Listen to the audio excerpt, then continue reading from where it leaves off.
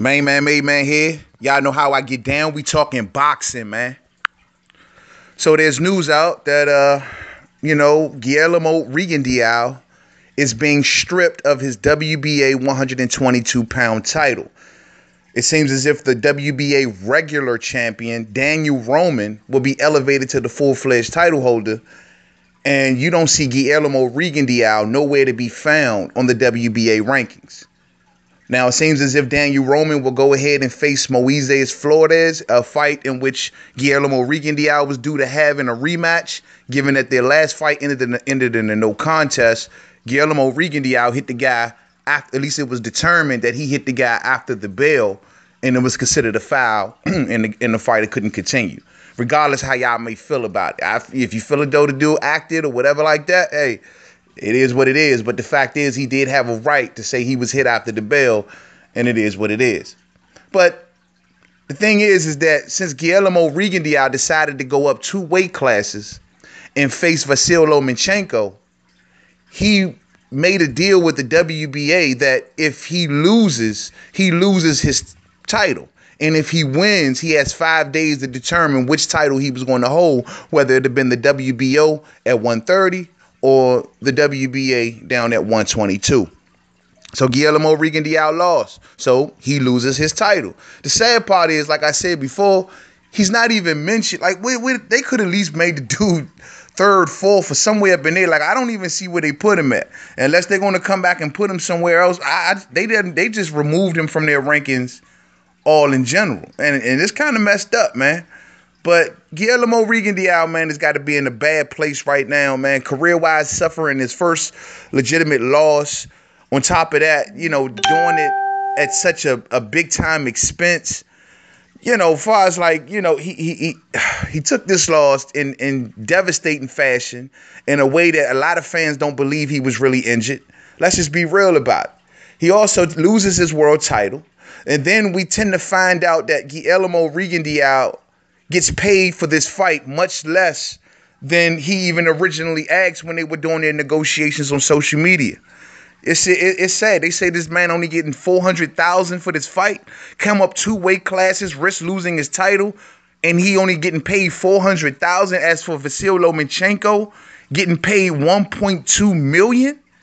Like, that's crazy, man. These are both 2 Olympic gold medalists, both 4 gold medalists between both fighters. One fighter taking all the risk by coming up 2 weight classes, but gets basically no money. And this is surprising, given the fact that Guillermo Rigondeaux is aligned with Rock Nation, and we seen Rock Nation get fighters like Andre Ward silver lining deals. And when he had that rematch against Sergey Kovalev, that was a silver lining deal, which Andre Ward basically took the whole purse and just left Kovalev like the pay-per-view revenue, which basically did nothing. And it was a good deal on Rock Nation's behalf.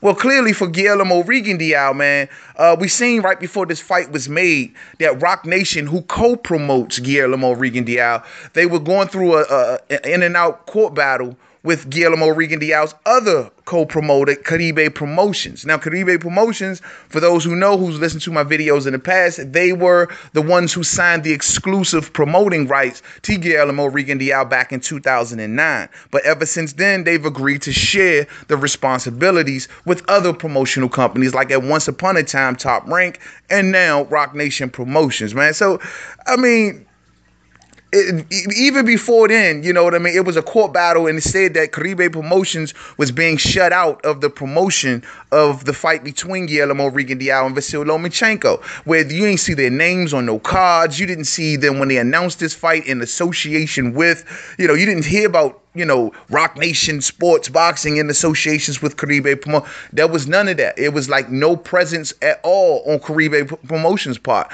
And they crying about that. They like, look, man, we invested in Guillermo Rigondeaux, whether you believe we stole his money or not. We have been in business with this man for a long time. And when he gets to his basically premier fight, you want to shut us out? And according to Caribe Promotions, they were being shut out due to Guillermo Rigondeaux's last fight with Moises Flores, and it stated that Caribe Promotions owed like $108,000 from that fight in expenses, and they never ponied up. So Rock Nation went on and took this one for themselves. But the point mattered. The point being is, why didn't Rock Nation get Guillermo Rigondeaux a much better deal, man? Like 400,000 to 1.2.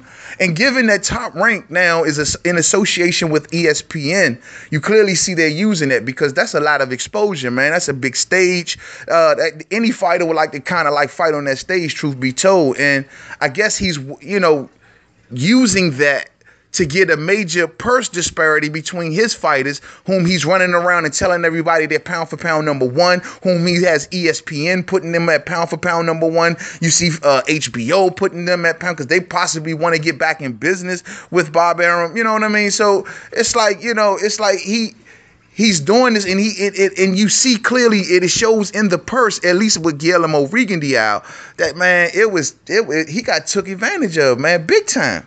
And how many other fighters do they want to do that to when it comes to Vasyl Lomachenko? I don't know more so about Terence Crawford. I haven't heard too much unfair. I mean, given that who he's recognized as being, the fighter, the number one pound for pound, totally undisputed.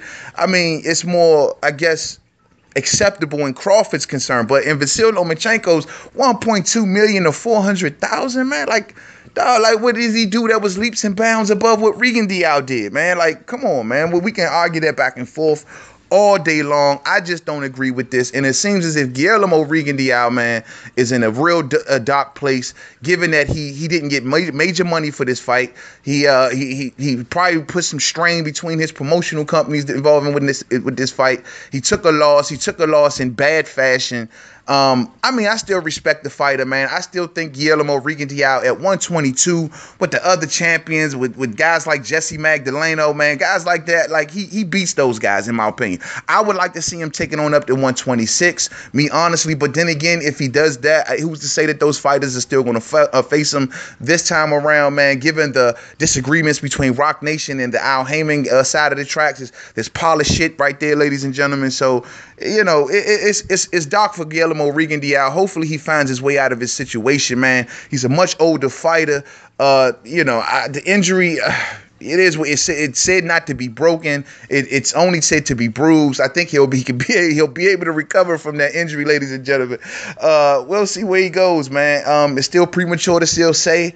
Like I said, I think the other champions at 122, I don't know where they place Guillermo Rigondeaux amongst the rankings, given that the WBA has took him out, but man, this just fucked up, man. It's just crazy how Guillermo Rigondeaux still dealing with the same old jazz. Even when he was with Top Rank Promotions, he had dealt with court battles between Top Rank and Caribe Promotions. So it was just always been like this for Guillermo Rigondeaux, man. But the biggest fight of his career, he did at least get better purses with Top Rank. That's one thing you got to admit. He may be against, and this is another evidence that Bob Arum once again wins, something that we talked about in the past.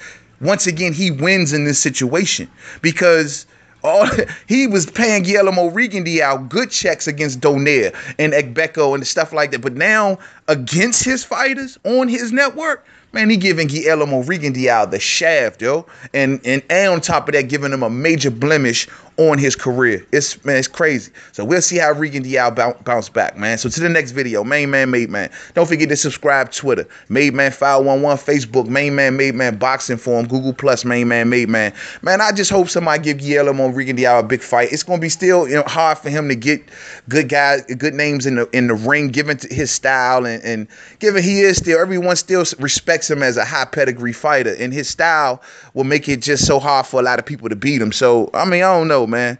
We'll see, man. If people could emulate what Vasyl Lomachenko did, and that's come in 2 weight classes bigger, and of course be the bigger, more faster fighter, stronger fighter, then yeah, of course you'll win all day. But if you put it on the even playing field, it's a different story. So to the next video. Peace out.